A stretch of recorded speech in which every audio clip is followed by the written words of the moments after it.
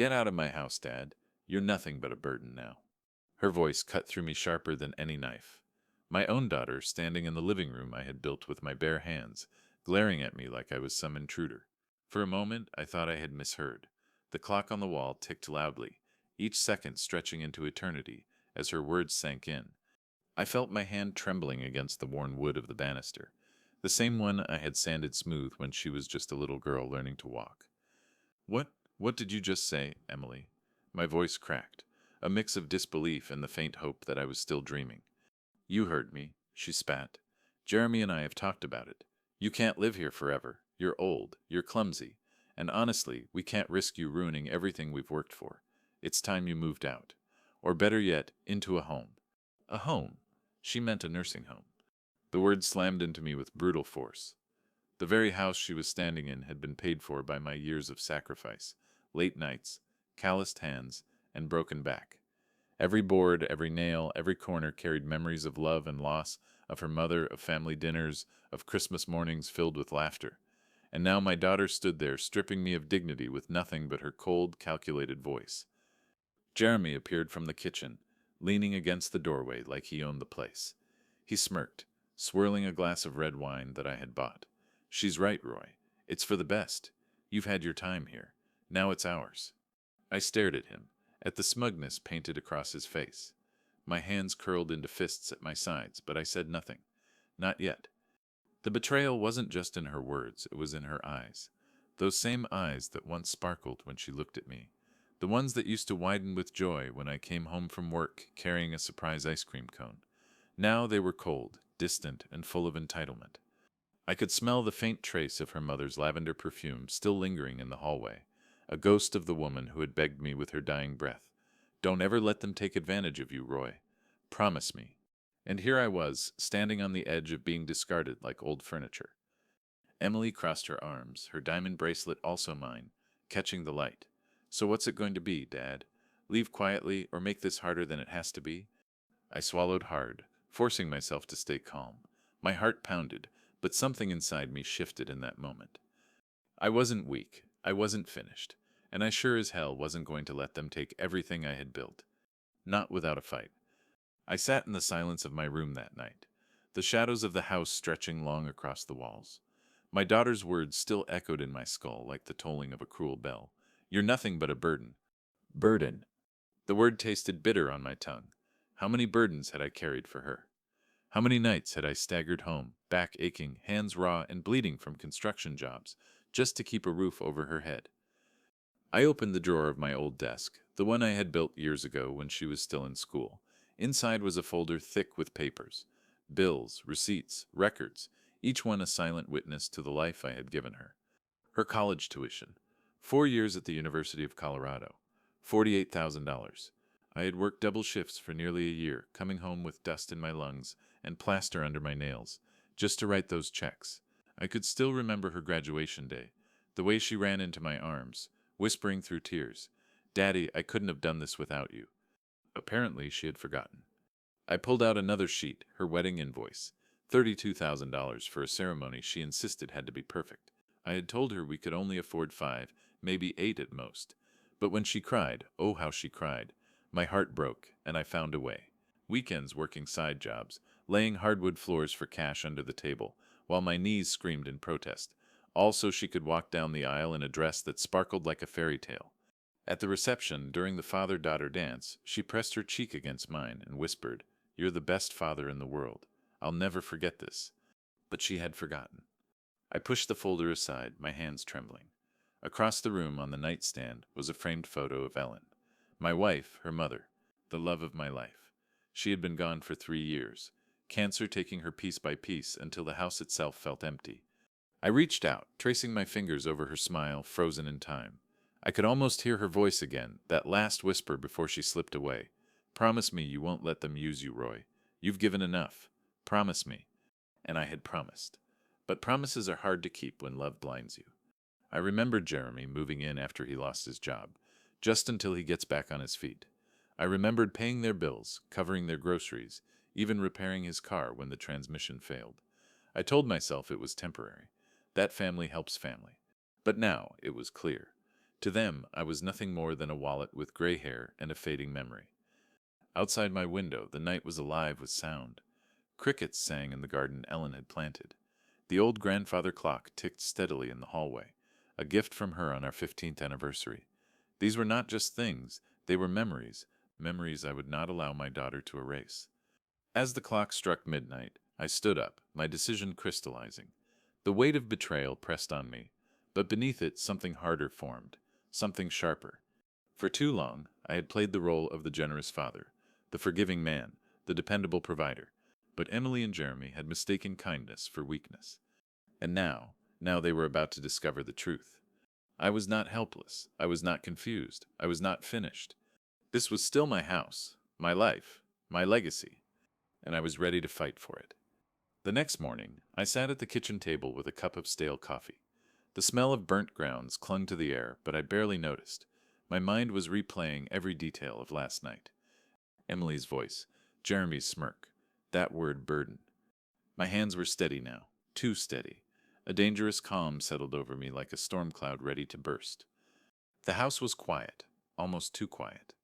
Sunlight streamed through the blinds, cutting across the table in sharp, unforgiving lines. My gaze drifted to the stack of envelopes near the fruit bowl. Bills, mortgage documents, insurance policies, all with my name printed clearly across the top. My name, not Emily's, not Jeremy's. That's when I heard it, the faint buzz of Emily's phone on the counter. She must have forgotten it before rushing off to her precious marketing conference with Jeremy. I shouldn't have looked, but something inside me knew I had to. The screen lit up with a message preview. Jeremy, don't worry, babe. Once the house sells, we'll finally have enough for the Boulder place. Your dad will be in a home by then. It's all lining up perfectly. The words stabbed me straight through the chest. My throat tightened, but I forced myself to keep reading. Emily's reply glowed back at me. I know. I almost feel guilty, but it's time. He's confused half the time anyway. We're doing him a favor. Confused, that was the word she used to describe me. My hand clenched so tightly around the phone that my knuckles went white. They were already spending the money in their heads, already erasing me from the picture like I was just another bill to cross off. A sound escaped me, half laugh, half growl. That was the exact moment something inside me snapped. I walked to the study, every step echoing in the hollow silence of the house. The familiar scent of old books and Ellen's lavender sachets lingered faintly. I pulled open the bottom drawer of the filing cabinet, and there it was, the original deed to the house. My house, signed in my name, paid for with blood, sweat, and decades of sacrifice. My fingers brushed the worn paper, and for the first time in weeks, I smiled. Not the broken smile of a man defeated, but the tight, deliberate smile of someone who had just remembered his power. They thought I was weak. They thought I was finished. They thought they could toss me aside and cash in on my life's work. But they were wrong. I folded the deed carefully, slid it into a folder, and set it on the desk.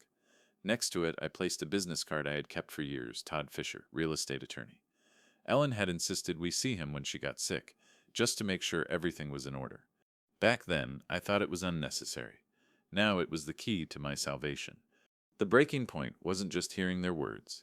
It was realizing that I had the power to stop them, and that I would. As I stood there, holding the documents that represented my entire life, I whispered softly into the stillness of the room. You want war, you've got it. The house creaked with every gust of wind outside, the old wooden beams settling like tired bones. I lay awake in the darkness, staring at the ceiling, Ellen's voice echoing in my mind. Promise me you won't let them take advantage of you, Roy. But another voice whispered in my head too, a quieter one. One I didn't want to hear. What if Emily's right? What if you really are too old, too slow, too much of a burden? The thought made my chest tighten. I swung my legs over the side of the bed, the carpet rough against my bare feet. In the faint moonlight, I could see Ellen's photograph on the nightstand. Her smile was gentle, forgiving, but her eyes looked like they were asking me a question I didn't know how to answer. Was I about to destroy my daughter's life out of pride? I walked down the hallway, my hand sliding along the familiar banister. Memories assaulted me at every corner. Emily's laughter as a child, running down these stairs on Christmas morning. Her tiny hand clutching mine when she had nightmares. The echoes of a family that once felt unbreakable. In the kitchen, I poured myself a glass of water. The faucet groaned, the pipes rattling in protest. I took a sip, but the water tasted metallic, bitter, or maybe that was just me. I sat at the table and buried my face in my hands. What if I was wrong? What if Emily really believed she was doing what was best? Maybe Jeremy had twisted her, convinced her. Maybe she was just lost. The doubt gnawed at me like a rat chewing through wires. For a moment, I almost convinced myself to let it go, to avoid confrontation, to keep the fragile illusion of family intact. But then, I remembered the text message. We'll finally have enough for the Boulder place. Not concern for me, not love, just money, always money. And I remembered the way she looked at me when she said, "You're a burden, no hesitation, no regret, only cold certainty." My chest burned as I realized the truth. I wasn't about to destroy her life. She had already destroyed mine. The doubt dissolved like mist in sunlight. In its place, something heavier settled, resolve. I walked back to the study, switched on the lamp, and laid out the deed again. The golden glow of the light fell across the paper, across Ellen's handwriting, in the margins of old bills and notes. She had believed in me. She had trusted me to protect what we built. And I would. No more hesitation. No more weakness. I wasn't just going to fight back. I was going to win. Before I tell you what I did next, let me ask you something. What would you do if your own child, the very person you sacrificed everything for, turned against you? Would you stay quiet, swallow the humiliation, and let them take everything? Or would you fight back, no matter the cost? Because I had a choice to make. And in that moment, every memory of sleepless nights, every dollar spent, every broken bone and sacrifice I had made for Emily burned inside me like fire. I wasn't going to fade away. Not for her. Not for anyone. But I want to hear from you. Tell me in the comments, what would you have done in my place? Because what I did next changed everything. The next morning, I woke up earlier than usual. Dawn light filtered through the curtains, painting the room in a pale orange glow. My heart was pounding. Not from fear, but from focus. The kind of focus I hadn't felt in years. I showered, shaved, and pulled out the charcoal gray suit Ellen had chosen for me years ago. The same one I wore to her funeral. As I buttoned the jacket, I caught my reflection in the mirror. My face was older, lined with time, but my eyes, they were sharper now, steady. I slid the deed into my briefcase, along with the folder of receipts and bills I had kept all these years. Then I pulled out the business card. Todd Fisher, real estate attorney. Ellen's foresight had left me with an ally I hadn't realized I'd need. When I arrived at his office, I felt like a soldier walking into battle. The receptionist smiled politely as I signed in. Todd welcomed me with the kind of calm presence only a seasoned lawyer carries. His office smelled faintly of leather and coffee, lined with shelves of thick books and framed photographs of his family. "Mr. Hayes," he said, extending his hand, "it's good to see you again. I remember when you and your wife came in years back. I'm sorry for your loss." I nodded, gripping his hand firmly. "Thank you, Todd. I need your help. My daughter and son-in-law, they're planning to sell my house and put me in a nursing home." His brow furrowed, but he didn't look surprised. He had probably heard worse. I explained everything what I overheard, the text messages, their entitlement. My voice was steady, though inside I was seething. Todd listened carefully, jotting notes. When I finished, he leaned back in his chair. "Mr. Hayes, let me reassure you. Legally, they have no claim to your property. The house is in your name only. They cannot sell it, they cannot force you out, and they cannot touch your assets without your consent." The relief that flooded me was sharp and almost painful, like a wound reopening before it could heal. "But," Todd continued, "if you want to protect yourself further, there are steps we can take. We can place the house in a trust. We can ensure your will is airtight, and if you're open to it, we can prepare contingency plans in case they attempt anything underhanded." I leaned forward, my voice low. "Todd, I don't just want to protect myself. I want them to learn that I'm not someone to be played with." He studied me for a long moment, then nodded slowly. "Understood." That meeting was the first stone in what would become an avalanche. When I returned home, the house felt different. No longer heavy with betrayal, but alive with strategy.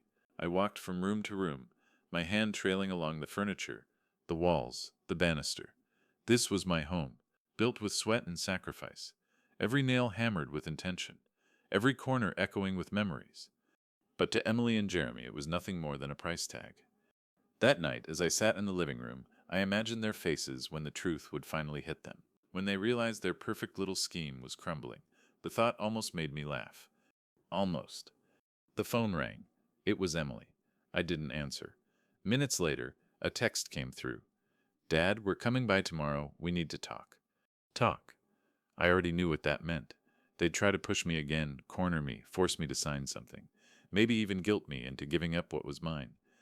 But they had no idea that the game had already shifted. For the first time in weeks, I slept soundly. Not because I felt safe, but because I finally had a plan. The next afternoon, I heard the sound of tires crunching on the driveway. Through the blinds, I saw Emily's SUV pulling in, Jeremy in the passenger seat, both of them wearing those smug, rehearsed expressions I had come to hate. The doorbell rang once, then again, impatiently. I opened the door slowly, keeping my face neutral. Emily, Jeremy. Emily stepped in first, her perfume overpowering, her heels clicking against the hardwood floor I had laid myself years ago. Jeremy followed, wine bottle in hand like he owned the place. They made themselves comfortable in the living room without waiting for me to invite them. Dad, Emily began, her voice coated in artificial sweetness. We've been talking, and, well, we think it's time to make some decisions about your future. My future. The arrogance in her tone made my jaw tighten. Jeremy chimed in, swirling the wine bottle like a prop. It's not safe for you here, Roy. You left the stove on last week, didn't you? You're forgetting things. It's dangerous. I let the silence hang for a moment, then sat across from them. And what exactly are you suggesting? Emily leaned forward, her eyes sharp. We'll help you move into a nice facility, somewhere comfortable, and we'll take care of selling this place. The market is hot, Dad. You could get close to 1 million. I studied her face, the same face that once looked up at me in awe as a child. Now it was hard calculating. You've already decided, haven't you? I asked quietly. Her smile faltered. Jeremy jumped in. We're just trying to do what's best for everyone. You'll thank us later. The audacity almost made me laugh. Almost. I leaned back, letting my words drip slowly. Do you know what this house is worth to me? Jeremy smirked. About 900,000. I shook my head. It's worth every night I came home with my back screaming from 12 hours of labor. Every nail I hammered into these walls. Every Christmas morning where Emily opened presents by that fireplace. Every moment I shared with my wife before cancer took her. That's what this house is worth. Emily shifted uncomfortably, but Jeremy waved dismissively. That's sentimental nonsense, Roy. Assets are assets. You can't live in the past forever. I stood slowly, my shadow stretching across the room as the late sunlight poured in. Maybe not, but I can damn well protect it. They exchanged a glance, uneasy for the first time. Emily tried to recover, her voice sharper now. Dad, don't make this harder than it needs to be. If you refuse, you'll only embarrass yourself. People will think you've lost it.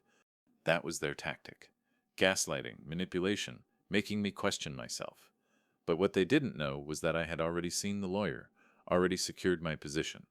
I walked to the mantel and picked up Ellen's framed photo, holding it carefully.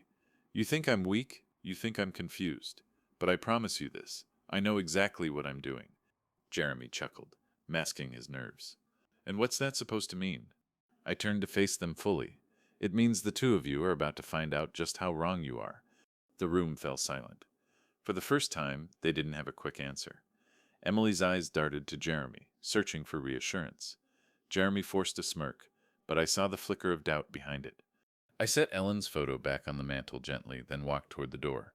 Now, if you'll excuse me, I have things to do. You know your way out. They hesitated, then stood. Emily's voice trembled just slightly. Dad, what are you planning? I didn't answer. I just opened the door and waited. When they finally left, their SUV disappearing down the street, I closed the door softly and leaned against it.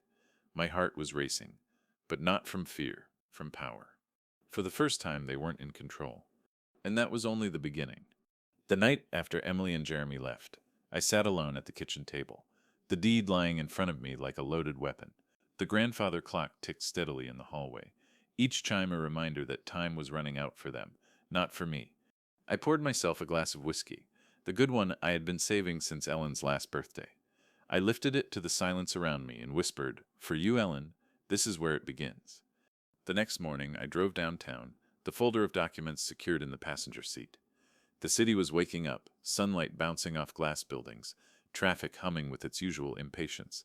My hands didn't shake. My mind was clear. At Todd Fisher's office, I handed him the deed and my instructions. His brow lifted slightly, but he didn't question me. Lawyers rarely do. He simply nodded, already scribbling notes. "Are you sure about this, Mr. Hayes?" he asked at last. "I've never been more sure," I replied. With his guidance, I placed the house into a trust, one Emily and Jeremy had no access to. On top of that, I drafted a will so ironclad it could cut through steel. Every detail accounted for, every loophole sealed shut. The house, my assets, everything would be distributed exactly as I intended. But the final move was the most decisive. I signed the papers to list the property for sale.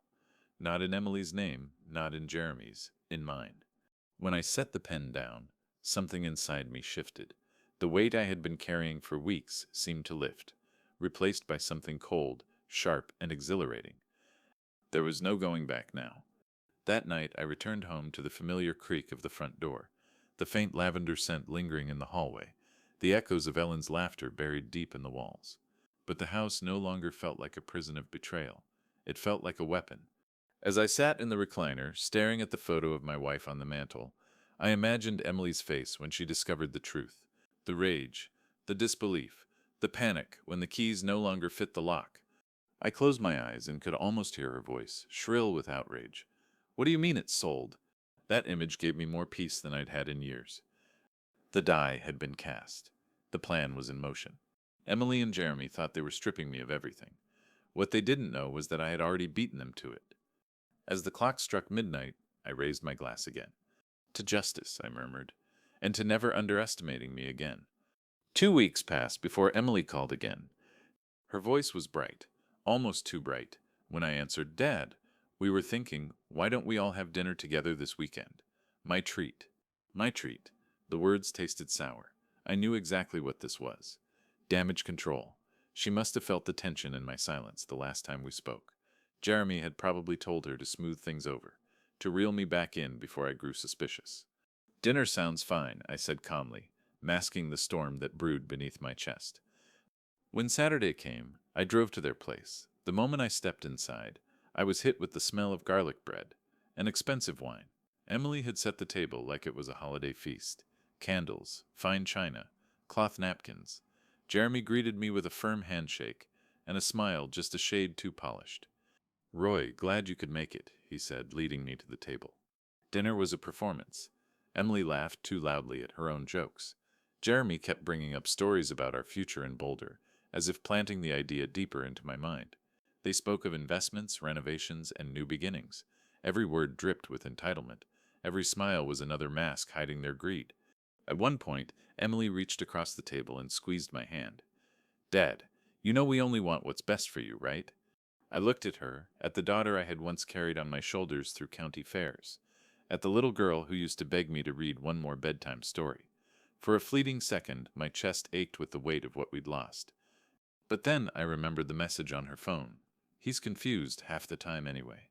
So I smiled back and said, "Of course, sweetheart, I trust you." Her eyes softened with relief, the way a predator relaxes when it thinks the prey has finally stopped struggling. Jeremy nodded approvingly, sipping his wine. The evening ended with hugs at the door, Emily resting her head on my shoulder like she used to when she was younger. "Don't worry, Dad," she whispered. "Everything's going to work out perfectly." "Yes," I murmured, my lips close to her ear. "Perfectly." Driving home that night, the air felt lighter somehow. They believed they had me right where they wanted me. Pliable, trusting, weak. They believed their victory was already written. But what they didn't realize was that the house was already listed, the trust already sealed, and the clock already ticking. Their false hope was the sweetest part of all, because the higher they climbed on their ladder of lies, the harder they would fall when the ground gave way beneath them. I could almost hear Ellen's voice in the wind as I pulled into my driveway.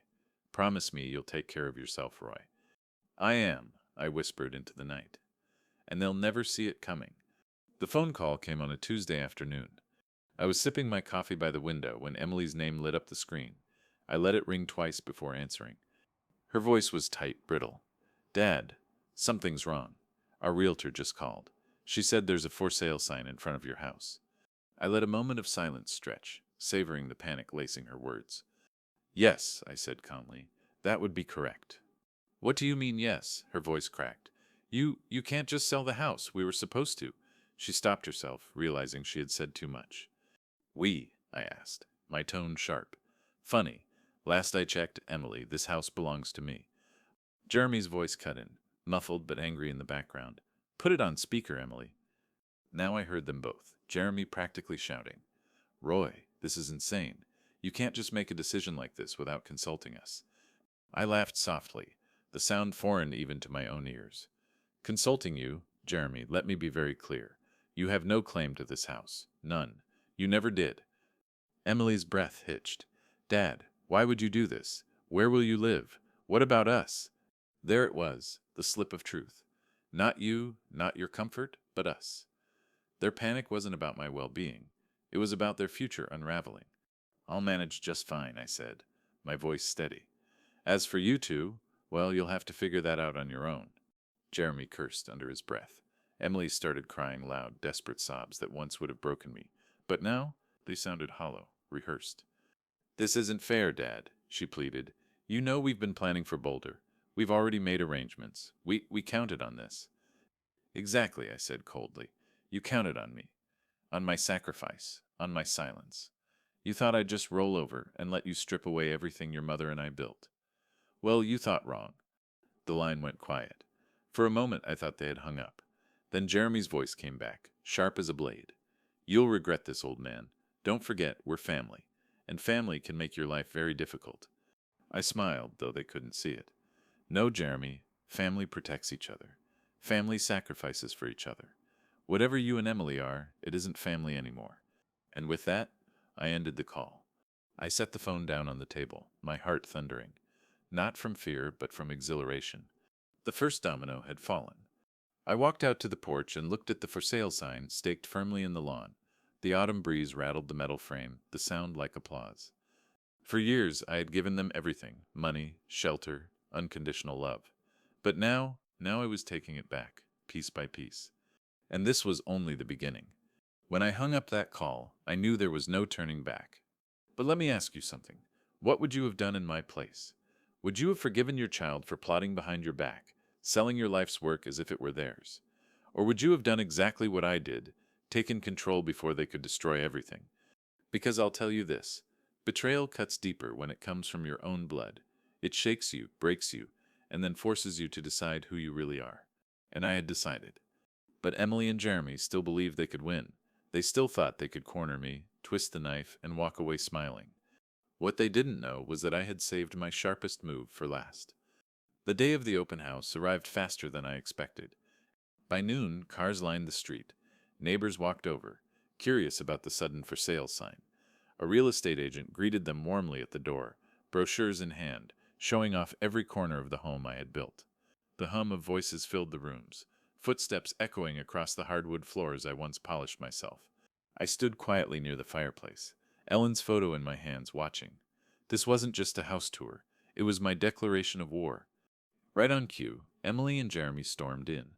Emily's face was red, her hair pulled back hastily, eyes blazing with panic. Jeremy trailed behind, jaw tight, radiating barely contained rage. "What the hell is going on here?" Emily shouted, her voice cracking through the chatter of curious buyers.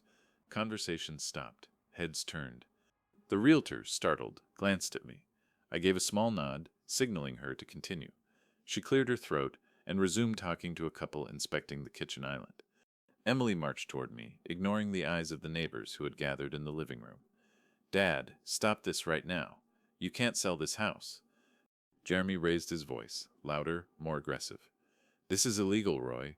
You can't make decisions like this without consulting your family." I turned slowly, meeting his eyes with a calmness that seemed to unnerve him. "Family?" I said, letting the word hang heavy.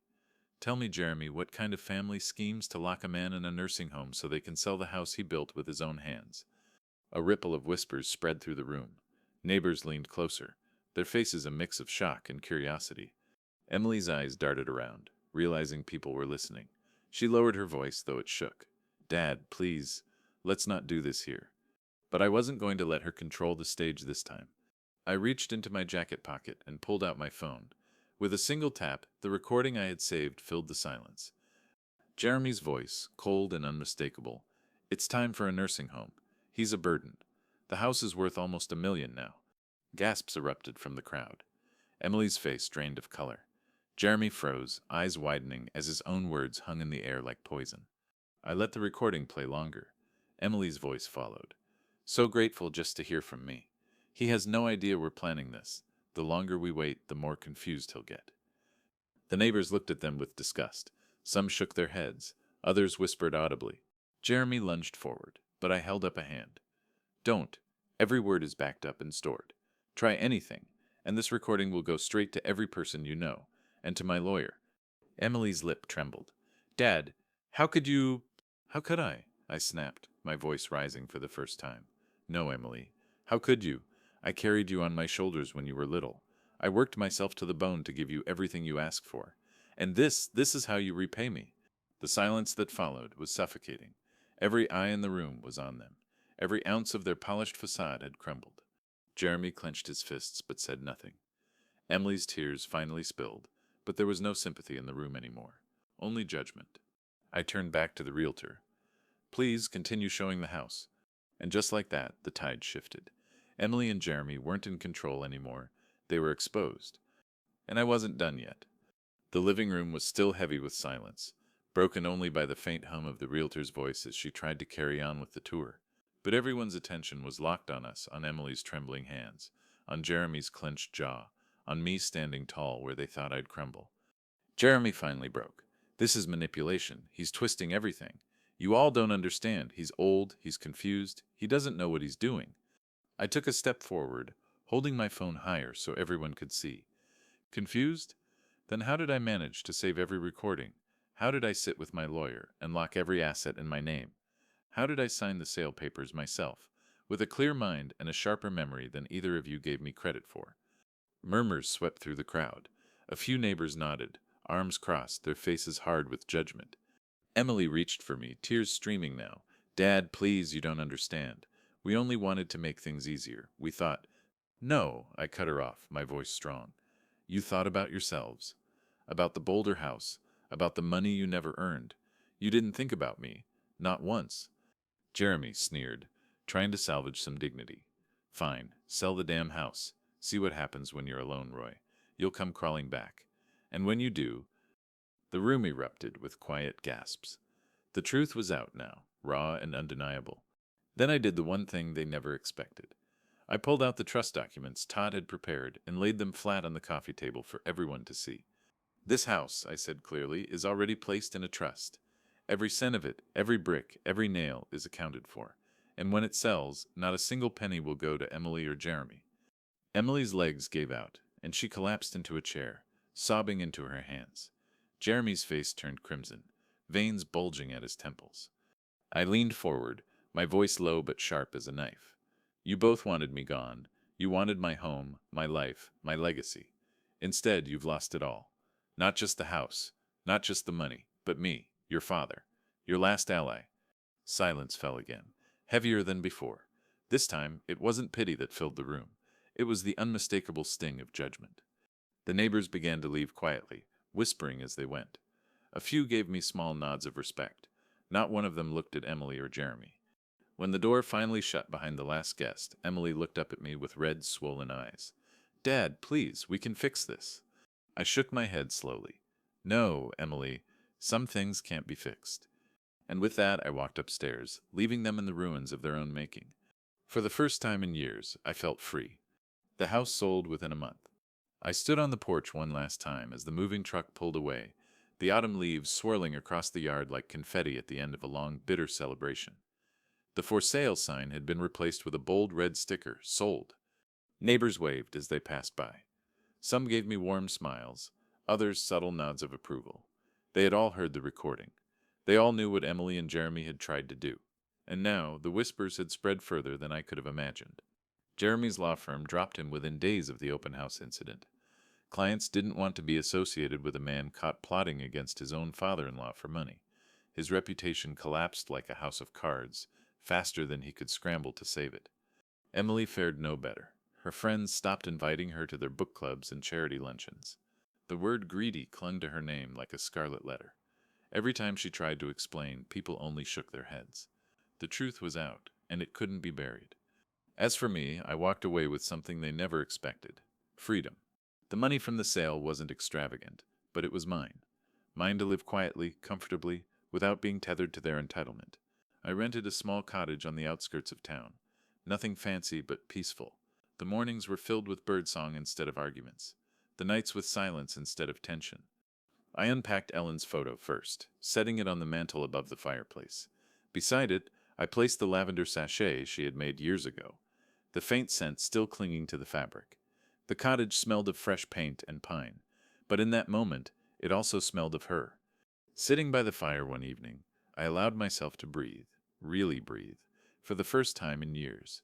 No more walking on eggshells around Jeremy's smirks. No more swallowing my pride when Emily looked at me like a burden. No more fear of being erased from my own life. Instead, there was peace. But there was also clarity. I knew now that family wasn't defined by blood. Blood could betray you, lie to you, strip you down to nothing. Family was defined by love, respect, sacrifice given, and returned in kind. Emily had chosen greed. Jeremy had chosen ambition. And I had chosen myself. Sometimes at night, I still heard Ellen's voice in the quiet of the cottage. Not her last broken whisper, but her laughter light, warm, alive. And I knew wherever she was, she approved. I raised a glass of wine to her photo. I kept my promise, Ellen. I didn't let them take advantage. I fought back. The fire crackled, throwing golden sparks into the air. For the first time in years, I felt like the man I used to be. The man Ellen loved. The man Emily once admired before she lost her way. The house was gone, but I was still here, stronger than they ever believed. And that was enough. The cottage became my sanctuary. At first it felt strange, downsizing from the house I had built with my own hands, to a smaller place with creaky floors and drafty windows. But over time I realized the truth. A house is just walls and beams. A home is where peace lives. And for the first time in years, peace finally lived with me. Each morning, I rose early to the sound of robins chirping in the oak outside my window. I brewed coffee in a chipped ceramic pot Ellen had bought at a flea market decades ago. The steam curled upward, carrying with it memories of Sunday mornings when she would hum along to old records while we cooked breakfast together. I planted a small garden out back, just like she always wanted. Rows of tomatoes, peppers, and lavender swayed in the breeze. The smell of fresh earth on my hands grounded me in a way money never could. When the lavender bloomed, I clipped a handful and tucked them into the sachet beside her photo. The scent filled the cottage, reminding me that love doesn't vanish. It transforms. It lingers. It teaches. Occasionally, I saw Emily's number flash on my phone. I never answered. She left voicemails at first, begging me to reconsider, to talk, to forgive. But forgiveness isn't something you demand. It's something you earn. And she had done nothing to earn it. Eventually, the calls stopped. Jeremy never called. Last I heard, he had taken a job 2 states away, a shadow of the man who once strutted through my living room with arrogance dripping from every word. People in town treated me differently now, not with pity, but with respect. Neighbors who had witnessed the confrontation at the open house nodded at me when I passed. Some even stopped to say, "You did the right thing, Roy." Their words carried weight, not because I needed validation, but because they confirmed what I already knew. I hadn't just protected myself. I had reclaimed my dignity. One evening, as the sun dipped low and painted the sky in streaks of orange and violet, I sat on the porch with a glass of iced tea. The air smelled of lavender and cut grass. The quiet wrapped around me like a blanket. I thought of Emily, not with anger, but with sorrow. She had chosen greed over love, ambition over loyalty. Perhaps one day she would look back and see the truth of what she had lost. A father who would have given her the world. A father who had in fact given her everything. But I no longer carried the weight of her betrayal. That burden was hers now. As for me, I had transformed. The man who once feared being discarded had learned that strength isn't about how much you endure for others, it's about knowing when to stop sacrificing yourself for people who don't value you. I wasn't the victim anymore. I was the survivor. And every morning, when I stepped into my garden and felt the sun warm my shoulders, I knew Ellen would be proud. I had kept her promise. I had fought back. I raised my glass again, this time not to the past, but to the future, to the man I had become. The cicadas hummed in the trees, the lavender swayed in the breeze, and for the first time in a long time I smiled. Not the smile of someone pretending to be fine, but the smile of a man who had finally fully reclaimed his life. Looking back, I realized something I wish I had known years ago. Love without respect is nothing. Family isn't about blood. It's about loyalty, about protecting each other when it matters most. My daughter thought she could break me. She thought age made me weak, that grief made me blind. But she forgot who I was. She forgot what I had built with my own two hands. I didn't just fight back. I won. And in winning, I found myself again. So I'll leave you with this question. If someone you love betrayed you, would you stay silent, or would you rise and take back your life? Let me know in the comments what you would have done. And if this story hit you, don't forget to like, share, and subscribe. Because sometimes, revenge is just another word for justice.